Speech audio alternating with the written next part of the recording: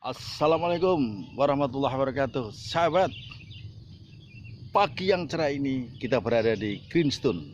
Ya, Greenstone adalah wilayah bukit yang berada di kawasan Kecamatan Tembalang, tepatnya di Kelurahan Sambiroto.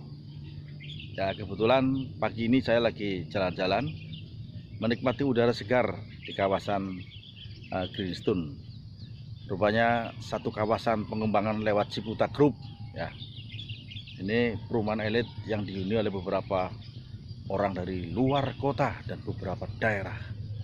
Termasuk salah satu tempat hunian yang nyaman, indah, sejuk karena situasinya memang berada di atas bukit. Sahabat, nampak di belakang kita, ini di bawah ini ada pemukiman baru lagi. Perumahan-perumahan yang sengaja dibangun oleh pengembang. Sungguh luar biasa, ide cerdas dan kreatornya adalah orang-orang pengusaha properti yang sudah terkenal di beberapa tempat pembangunan satu kawasan baru.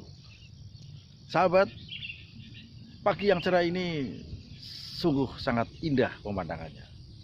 Semilir angin dan hembusan udara pagi untuk membuat kita semakin lega dan bombong. Meskipun banyak persoalan-persoalan segudang yang menumpuk di lingkup di sekitar kita, tapi tinggal bagaimana cara kita menghadapi, apakah sabar dan sadar.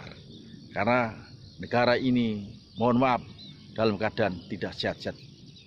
Ya, mengapa saya katakan dalam keadaan tidak sehat? Karena seluruh masyarakat 70% diwajibkan untuk vaksin ya. 70%. Artinya bahwa kondisi memang sedang tidak sehat sehingga disuntik. Terkait dengan kehidupan ekonomi nelayan misalnya, yang sedang ramai saat ini adalah penerapan pungutan hasil perikanan yang akan diterapkan setelah atau pasca naik ya menjadi 10%. Misalnya kalau kapal tangkap mendapat lelang 100 juta, maka harus bayar setelah lelang 10%-nya.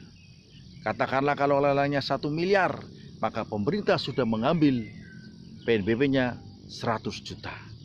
Padahal belum dipotong perbekalan. Sementara sistemnya adalah bagi hasil. Ya, bagi hasil berarti setelah dipotong biaya-biaya, makan sisanya akan dibagi 50% untuk pemilik dan 50% untuk ABK atau yang menjalankan kapal. Sahabat, ekonomi kita memang sedang tidak sehat karena utang negara triliunan. Ya, siapapun presidennya, dari presiden pertama sampai sekarang, negara kita selalu menumpuk hutang dan menumpuk hutang. Entah sampai kapan. Apakah bisa lepas dari persoalan hutang untuk pembangunan, infrastruktur, dan sebagainya, dan sebagainya. Ya, negara kita dikepung dengan persoalan hutang, dan hutang. Padahal kalau pengen bebas, tidak tertekan dan tidak dikejar-kejar, ya kalau motor kecil rakyat adalah debt collector, ya kita sebenarnya hindari hutang. Tapi bagaimana negara ini mau maju dan mau membangun karena anggaran negara tidak cukup untuk menghidupi persoalan bangsa dan negeri ini. Sahabat, memang sangat ironi. Hidup yang penuh kemelut ini kita harus berani menyikapinya dengan sabar. Ya sabar untuk tidak hutang.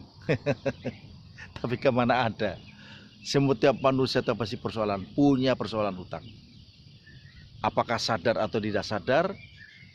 Ya persoalannya apakah mampu mengembalikan utang-utang itu.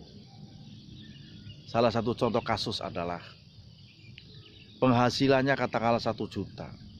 Dipotong untuk 1 bulan mengiur. Cicilan motor, cicilan rumah, bayar PDAM, listrik dan sebagainya. Tinggal berapa? Apakah mampu untuk menambah kehidupannya 1 bulan 30 hari? Kadang sisa hidup misalnya hanya cukup untuk bayar hutang selama 20 hari. Yang 10 hari ini kemana?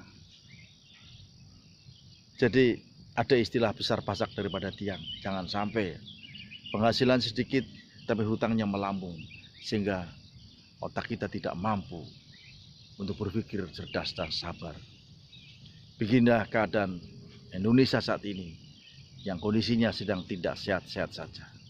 Cuma persoalannya dikhawatirkan. Ya, kita mau mengkritik siapa? Mau protes bagaimana?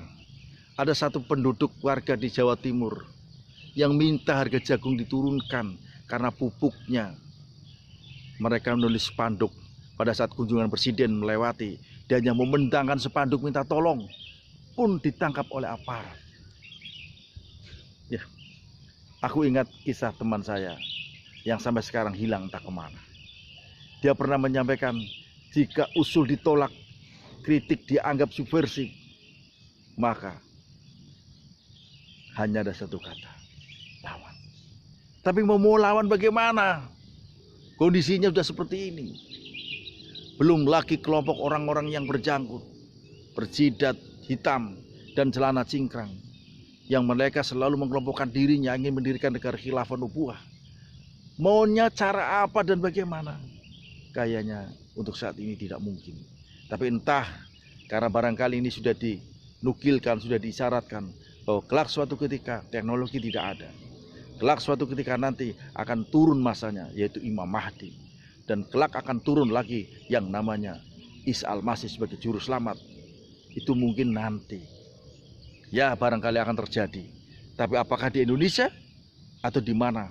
Yang jelas ini sudah diisyaratkan bahwa suatu ketika nanti kedua tokoh ini akan turun memerangi Dajjal.